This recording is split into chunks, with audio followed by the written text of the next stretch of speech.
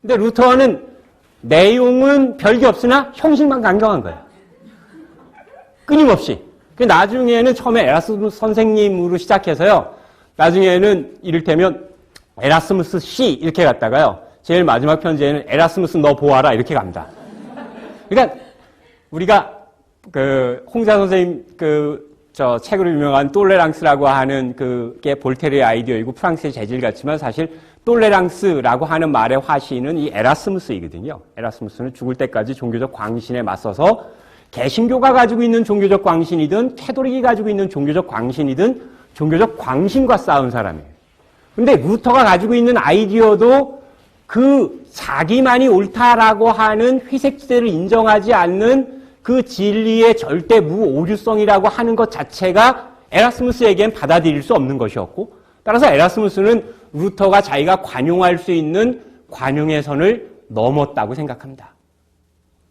근데 이 루터의 종교개혁이 유럽 전역을, 유럽 대륙을 휩쓸고 지나가는 그 즈음에 영국에서도 이러한 유럽 대륙의 종교개혁이라고 일컬어지는 새로운 정신적인, 새로운 성서 해석, 새로운 성경 해석이라고 하는 게 이 영국에도 들어오게 됩니다. 따라서 이 토마스 모의 아이디어 속에도 그러한 이단이라고 일컬어질 만한 그러한 종교적 사유와 이 토마스 모가 어떻게 그 문제를 해결해야 할지가 아주 중요한 문제가 됩니다. 문제는 조금 더 심각해집니다. 새로운 세계, 새로운 정신, 새로운 사상뿐만이 아니라 결정적으로 토마스 모를 어렵게 만든 건 새로운 왕의 출현입니다. 이게 1509년에 영국에는 헨리 8세라고 하는 왕이 즉위합니다. 이 헨리 8세는 제가 지금 생각하기로는 영국의 관광산업의 3분의 1 정도를 헨리 8세가 책임지고 있습니다. 아직까지. 죽었으나 죽지 못했어요. 여전히 살아서 영국의 관광산업을 책임집니다. 런던탑, 그 다음에 햄프턴 코트, 혹은 영국에 있는 거의 유명한 명승지에는 이 헨리 8세를 갖다 붙인 게 굉장히 많은데요. 이 토마스 모어는 헨리 8세의 출현과 더불어 점점 세속적인 성공을 거두게 됩니다. 헨리 8세 이전에는 27살쯤에 하원 의원이 됐습니다. 이때 하원 의원은 선출직이 아니라요. 이때 아직까지 의회는 영국의 의회 원래 출발이 왕의 발명품인데요. 왕이 통치를 조금 더 자유롭게 이렇게 원활하게 하기 위해서 의회를 만들어서 신하들을 모아서 의견을 구하고 의견을 전달하고 하는 시기였는데요. 하원 의원이 되었다가 헨리 7세 때에 이 헨리 8세 아버지인 헨리 7세 때에 이 국회의원직을 박탈당해요. 그래서 한 3년 정도 은둔하고 있다가 1509년이 되어서야 비로소 헨리 8세가 출현하고 헨리 8세가 왕이 되면서부터 출세가도를 달리게 됩니다. 어디까지 출세하냐 하면 무협지식으로 얘기하면 1인지하 만인지상 왕 밑에 모든 사람 위에까지 올라갑니다.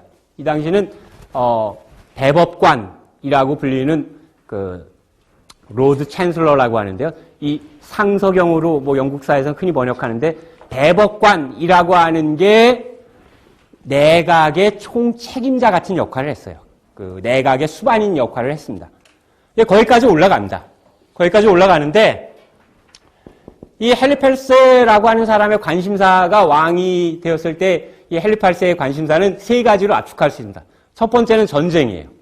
헨리 8세 때 무지하게 많은 전쟁을 하고 이 전쟁에 따른 비용을 충당하기 위해서 의회에 자기 사람들로 의회 국회의원들을 모아가지고 하원의원들을 모아서 이 왕의 세금에 대한 왕의 전쟁 비용을 충당하는 세금을 걷는데 협조를 구합니다.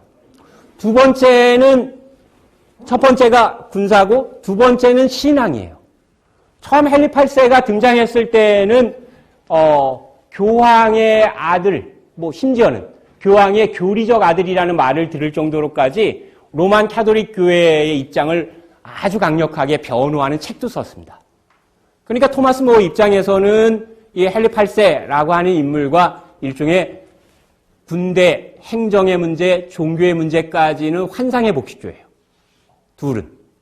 그래서 헨리 8세가 어떤 아이디어를 주면 토마스 모어가 그 아이디어를 받아서 글을 작성하고 헨리 8세의 아이디어를 전달했습니다. 그런데 헨리 8세가 군사, 종교 이 두 가지 문제 말고 한 가지 문제에 더 지대한 관심이 있었어요. 그게 여성입니다. 여성이에요. 헨리 8세는 6번 결혼을 합니다. 그리고 6번 결혼한 것 중에 3명의 전부인을 목을 잘라요. 그래서 심지어는 5번째 부인이 죽고 6번째 부인을 얻으려고 할 때 유럽의 작은 공국의 공주가 헨리 8세랑 결혼하겠느냐 이런 얘기했으니까 내 목이 2개가 아니나 헨리 8세랑 결혼할 생각 절대 없다 이렇게 말할 정도예요. 근데 문제는 이 헨리 8세가 첫 번째 왕비인 캐서린이라고 하는 여자와 결혼을 했는데 그게 원래 자기 형이었던 아서의 아서의 부인이었어요. 그러니까 형수였죠. 근데 아서가 너무 일찍 죽어서 뭐 결혼 생활이라 할 게 없었습니다. 그런데 어쨌든 이 캐서린과의 결혼해서 아들을 낳았으면 문제가 없었는데요. 이 캐서린과 결혼해서 6명의 자녀를 낳았는데 그 중에 1명 딸만 살아남고 5명의 자녀들이 다 어려서 죽었어요. 그 중에 아들은 낳은 지 한 2달 만에 또 죽고 그렇습니다. 근데 문제는 헨리 8세는 자기 앞에 아버지가 영국의 그 역사에 보면 장미전장이라고 그래가지고 몇십 년 동안 누가 왕 될 건가 가지고 귀족들이 막 싸웠었거든요. 그래서 자기가 자기 후계자를 아들로 삼지 않으면 또 다른 왕위 기승 전쟁이 일어날까봐 왕권이 불안해질까봐 아들에 대해서 광적으로 집착을 하게 됩니다. 그래서 이 광적으로 아들을 낳아야 되겠다라는 생각 때문에 캐서린과 이혼을 하고 더 이상 아기를 못 낳으니까 이혼을 하고 다른 여자를 구하려고 해요. 근데 대체로 그런 그 분란은 가까운 데 있잖아요. 누구냐 하면 캐서린의 몸종이었던 앤 볼린이라고 하는 여자입니다. 이 여자가 몸종이긴 보통은 또 아니에요. 이 여자는 시니어 수업을 프랑스 궁전 가서 받고 왔습니다. 프랑스 궁전에서. 그러니까 개콘식으로 얘기하면 엘레강스한 거죠. 이 영국에 있는 거하고 좀 다릅니다. 영국 사람들 대충 영국 여성들의 영국 분 계신가요? 안 계시죠? 이 영국 여성들은 뻣뻣합니다. 좀 아주 기계적이고 사무적이고 제가 본 분들은 그래요. 안 그런 분도 많겠지만. 요컨대 이 앤 볼린과 결혼을 하기 위해서 캐서린과 이혼을 해야 되는데요. 이 캐서린에게 헨리 8세는 놀라운 제안을 합니다. 당신이 이렇게 세속에서 수많은 육체적 관계를 맺으면서 혼탁하게 살아가느니 수도원에 들어가서 예수 그리스도와 영적인 관계를 맺고 세속의 그런 혼탁함을 싹 씻어버리면 어떻겠느냐 이렇게 제안을 해요. 근데 이 캐서린이라는 여자가 보통이 아닙니다. 오케이 그랬어요. 하나의 조건이 있다. 같이 갑시다. 이런 거죠. 실제로는 이 캐서린이 그 당시 유럽의 최고의 강대국이었던 에스파니아의 칼 5세, 신성로마 제국에서는 칼 5세라고 하는 그 당시 약간 유럽 최강국입니다. 최강국의 왕인 카를로스가 자기의 조카예요. 고종조카예요, 고종조카. 그러니까 헨리 8세가 이혼을 하기 위해서 교황청에 재가를 얻습니다. 재가를 넣어요, 교황한테. 근데 우리가 지난번에 그 교황청이 있는 이탈리아 상황을 봤지만 이탈리아 상황이라는 건 프랑스가 들어왔다가 에스파니아가 들어왔다가 할 때마다 교황이 휘청휘청했었거든요. 근데 교황이 자기 턱 밑에 에스파니아가 그 당시 유럽 최강국이고 자기의 교황청이라고 하는 것 자체가 에스파니아의 세력 위에 서 있는 교황청이었는데 그 칼 5세의 고모의 이혼을 허락해 줄 수가 없죠. 자기 목이 급합니다, 이 경우는. 그게 불가예요, 불가. 절대 불가하다. 그래서 헨리 8세가 자기가 처음에 교황의 신성한 믿음의 수호자라고 하는 칭호를 과감하게 버리고 다들 아시는 것처럼 우리가 오늘 알고 있는 앵글리칸 처치라고 하는 영국 국교회를 만들죠. 영국 국교회를 만들어서 교황이 나의 이혼을 허락하지 않는다면 영국에 있는 모든 종교와 교회 조직의 수장이 내가 수장이라고 하는 걸 법을 만들고 제도를 만들면 내가 내 이혼을 허락하면 되잖아요. 교황에 대해서 제가 받을 필요가 없어요. 그래서 사실은 수많은 개신교 중에 오늘날 마찬가지, 오늘날 아직 살아있는 그 성공회라고 하는 것은 종교적인 이유보다는 사실은 이런 정치적인 이유 때문에 캐톨릭에서 떨어져 나옵니다. 그 이후에는 여러 가지 종교적인 논쟁도 있었지만요. 문제는 토마스 모어가 그것을 용납하기 어렵다는 거예요. 그래서 토마스 모어는 헨리 8세가 자기가 로마 교황청의 명령을 받지 않고 자기 스스로가 새로운 교회를 만들고 새로운 교회의 수장이 되어서 영국 교회의 모든 전권을 쥐겠다라고 하는 수순을 밟아가는 과정에 이를테면 국무총리 자리에 사표를 냅니다. 그리고 자기는 아무런 정치적인 행위에 가담하지 않고 조용히 은둔 생활을 하겠다. 이렇게 작심을 하게 됩니다. 자, 제가 지금 조금 길게 말씀드렸는데요. 그러니까 지금 토마스 모어의 1517년의 유토피아 혹은 토마스 모어의 유토피아 사상이 나오게 된 배경을 설명하려고 할 때 제가 지금까지 강조하려고 했던 걸 한마디로 압축하면 급격하게 변화하는 현실. 현실의 지리적인 공간이 변하고 지리적인 공간의 변화에 따라 우리가 살고 있는 사회 현실과 다른 새로운 사회 현실이 있을 수 있는 개연성이 높아지는 현실. 내가 여태까지 1500년 동안 믿어왔던 신념 체계와 새로운 다른 신념 체계가 등장할 수 있는 가능성. 그리고 여태까지 평온하게 살아왔던 정치적 질서와는 다른 새로운 정치 질서가 등장하는 상황. 한마디로 낡은 질서는 밀물처럼 썰물처럼 퇴조하고 혹은 새로운 질서는 아직 충분히 자리 잡지 못한 시기. 그런 것을 우리가 전환의 시기라고 말할 수 있죠. 격변의 시기입니다. 새로운 현실, 새로운 사상, 그리고 새로운 정치 질서 앞에서 토마스 모어의 입장은 이제 자기가 살고 있는 이런 현실의 여러 가지 문제들을 어떻게 하면 해결할 수 있을 것인가 라고 하는 문제에 대한 분석으로 자연스럽게 생각이 넘어가겠죠. 자, 가지고 계신 강의 안에 뒤쪽에 33쪽 정도를 보시면요.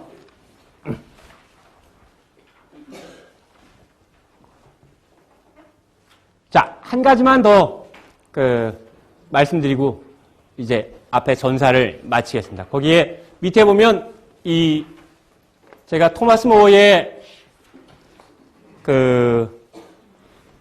양력을 잠깐 적어놨는데요. 제가 그냥 토마스 모어 그러면 약간 심심하잖아요. 근데 뭐 시설을 따로 준비하라고 하긴 그렇고 제가 복사를 했습니다. 복사. 토마스 모어의 얼굴이 담겨져 있는 자료인데요. 복사만 한 게 아니라 제가 강의 안에 딱 들어가게 옆에를 잘랐습니다. 강의 안에 꽂아 놓으시면 딱 들어갑니다. B5 용지를 잘랐습니다. 제가 아마 대한민국에서 복사는 제일 잘하는 박사일 겁니다. 네. 혹시나 지레 말씀드립니다만 맨 뒷자리에 앉아 계신 분들은 못 받을 수 있습니다. 거기까지가 오늘 그분들의 운명입니다. 너무 섭섭해하지 마시고요.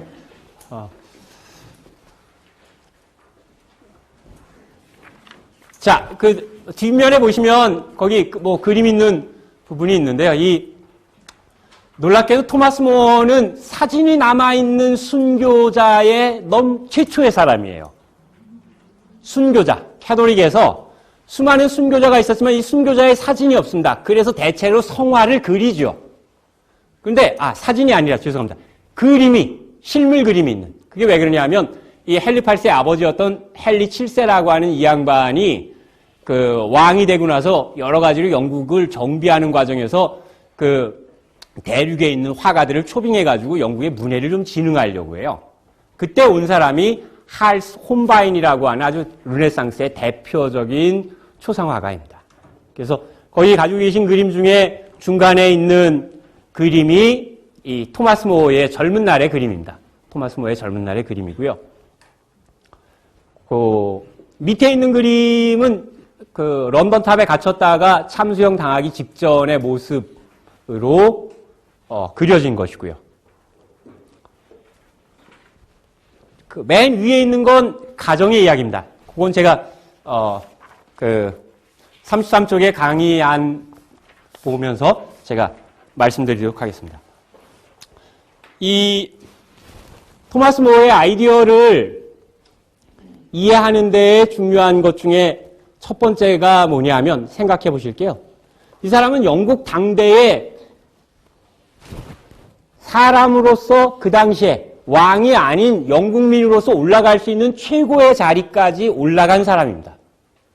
최고의 자리까지 올라갔음에도 불구하고 그 최고의 자리를 지킬 수 있는 무수히 많은 길이 있었음에도 불구하고 그 자리에서 스스로 내려왔습니다. 사람에 따라서는 그 자리에서 내려온 게 아니라 그 자리에서 천국으로 올라간 것이라고 표현할 수도 있죠. 그래서 그 이력을 잠깐만 보시면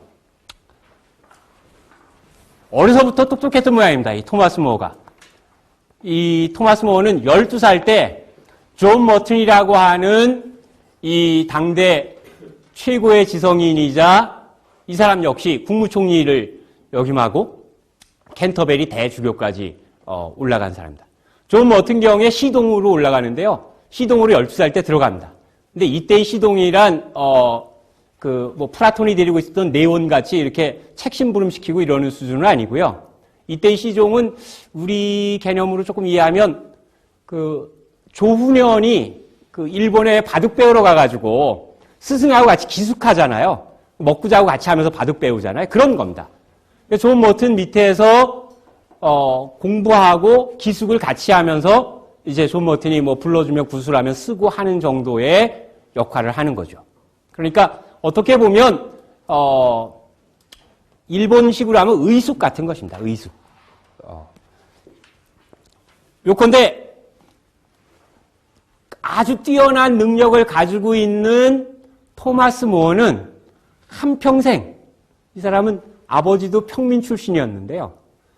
이 당시에 영국의 귀족 세력들이 영국 전체를 좌지우지하는 사회의 주도층이었는데 그 귀족 세력들이 득세하는 그 시점에 오로지 자기의 능력만 가지고 국무총리가 된 사람이에요. 무슨 의자 이름을 가지고 있는 한국분을 생각하실지 모르겠는데 그 사람하고는 다른 사람입니다.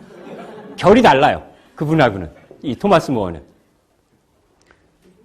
모튼 밑에서 공부하고 나서 모튼이 2년 동안 가리키고 14살에 졸업을 시킵니다. 하산하라는 거죠. 하산. 14살에. 이 사람의 버금가는 인물은 제가 공부한 사람 중에서는 존 스튜어트 밀밖에 없습니다. 둘이 붙잡아 놓고 토론을 시키면 너무너무 재밌을 것 같아요. 14살에 하산시켜서 옥스퍼드를 간다. 근데 옥스퍼드가 지금은 옥스퍼드죠. 옛날에도 물론 옥스퍼드지만 옛날에 옥스퍼드는 아담 스미스가 쓴 표현을 빌자면 18세기까지 옥스퍼드는 걸어다니는 수면제로 가득 찬 이렇게 표현합니다. 교수를. 그러니까 옥스퍼드에서는 별로 만족을 못해요.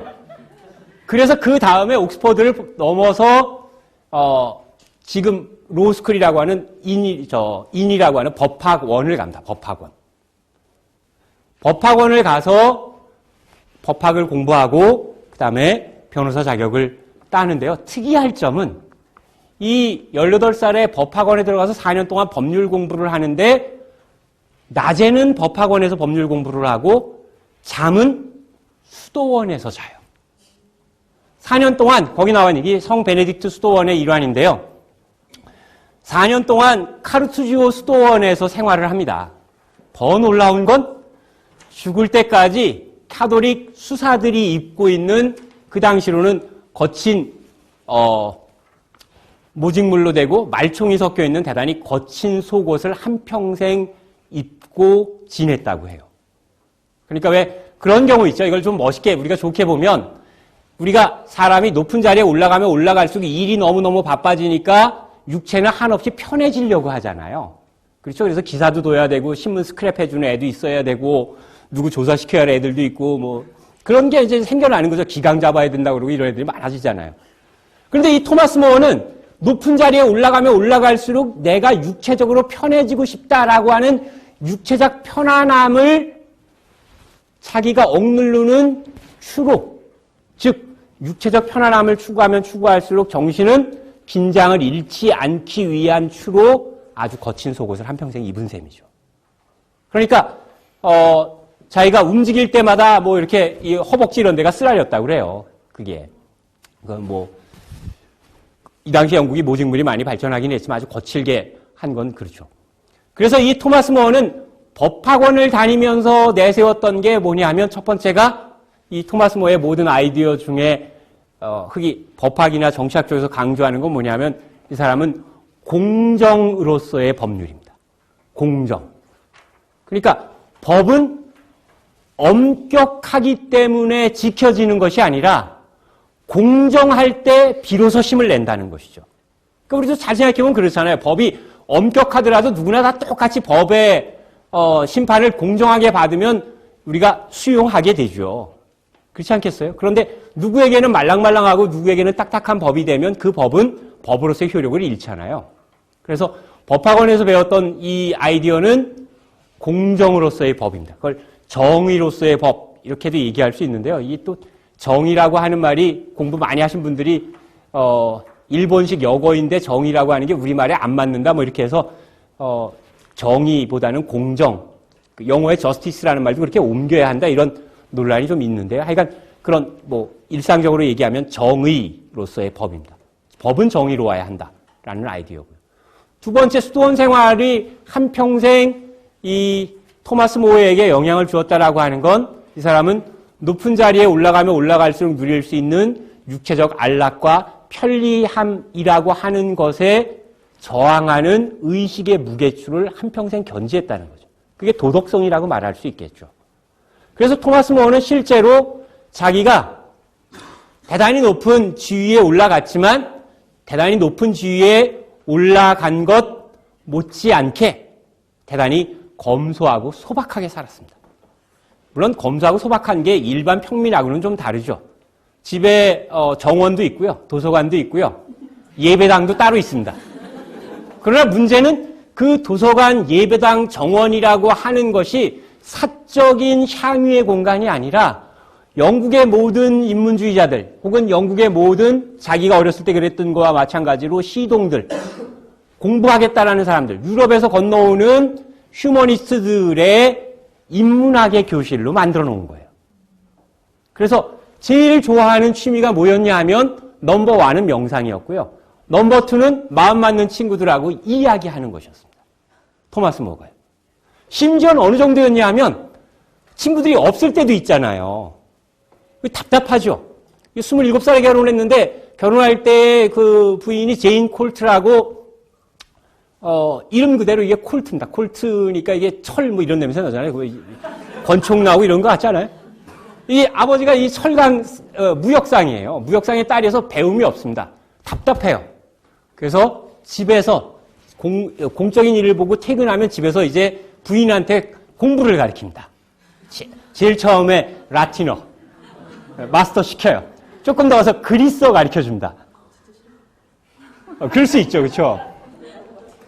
부인 가르쳐주고 난 다음에 이제 애들 크잖아요. 그러니까 이제 이런 거 합니다. 식탁에서는 라틴어로만 말하기. 뭐 이런 거 있잖아요. 다 밥만 먹는 거죠, 조용히. 그런데 이 토마스 모어는 자기가 살고 있는 이를테면 현세에서 누릴 수 있는 수많은 부귀, 영화라고 하는 것이 줄 수 있는 즐거움이라고 하는 걸 오로지 하나의 목적에 다 종속시켜요. 그걸 요즘 우리식 표현으로 하면 정신적 즐거움입니다.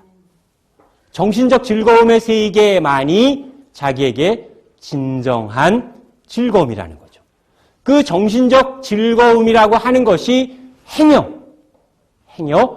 다른 사람들의 불행 위에 기초하고 있는 것은 아닐까라고 하는 것을 돌이켜보기 위해서 명상의 시간을 갖습니다. 그러니까 우리나라에 오면 국무총리 되기 어려운 사람이죠. 우리나라에선. 그렇죠? 대개 이런 분은 우리나라에서 수사로 끝나죠. 그냥 캐톨릭 수사분으로 끝나십니다. 그렇지 않으면 뭐 문정인 신부님처럼 허리 다치시게 되고 이런 비극이 일어나요. 우리나라에서. 자, 마지막으로 한 말씀만 더 드리고 조금 있다가 한 5분 정도 쉬었다가 하도록 하겠습니다. 34쪽을 보시면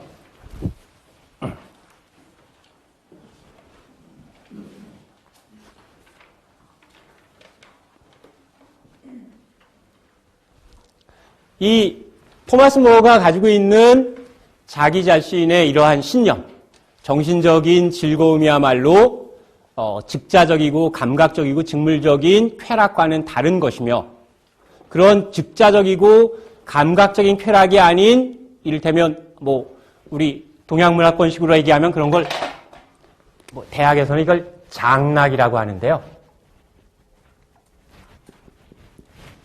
그러니까 한평생 주구장창 누릴 수 있는 이러한 즐거움을 추구하는 과정에서 공적인 책임을 집니다. 공적인 책임을.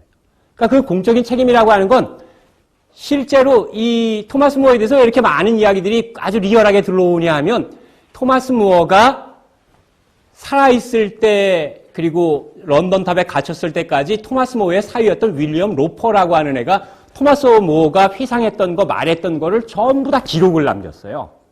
토마스 무어 스스로도 책을 많이 썼고요.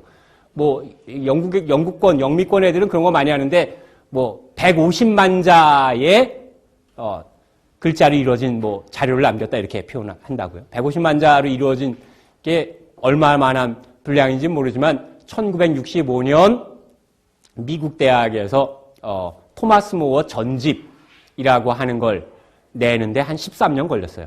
뭐 교정을 보고 그러니까 그런 거지 뭐 14년치를 크게 많이 쓴 건 아니지만 굉장히 많은 다작을 했습니다. 근데 이 토마스 무어가 공직에 있을 때에 했던 것들도 두 가지만 소개하면 놀랍습니다. 첫 번째는 토마스 무어가 법관이 되어서 판결을 할 때요. 모든 사람들이 뭐가 주재하는 법조원으로만 가요. 왜냐하면 신속, 정확, 공정이에요. 아주. 언론 파업이 생각나죠. 이런 얘기 막 들으면. 그렇죠? 우리나라 언론이 그래야 되는데 우리나라 언론은 신속하지도 않아요. 내국도 뭐도 안 나옵니다. 정확하지도 않아요. 그렇죠? 공정은 뭐 붙일 수가 없죠. 그런 말은. 그런데 신속, 정확, 공정. 그래서 토마스 무어가 하고 있는 법이라고 해서요. 그 사람들이 이렇게 말합니다. 지금은 토마스 무어가 있어서 법을 이렇게 내가 의지할 수 있으나 무어가 없는 세상을 어떻게 사나. 뭐 이런 정도예요. 마치 박지성이 맨유에서 한참 날릴 때 박지성 없는 맨유 경기를 왜 보나. 이런 거와 똑같을 겁니다. 그 다음에 두 번째. 이 사람이 대법관에서 점점점 올라가가지고 국무총리가 되었을 때요. 토마스 무어라고 하는 이 이름은 대법관 그 시절에 로드 챈슬러가 되었을 때 모와 딱 아까 이야기한 것처럼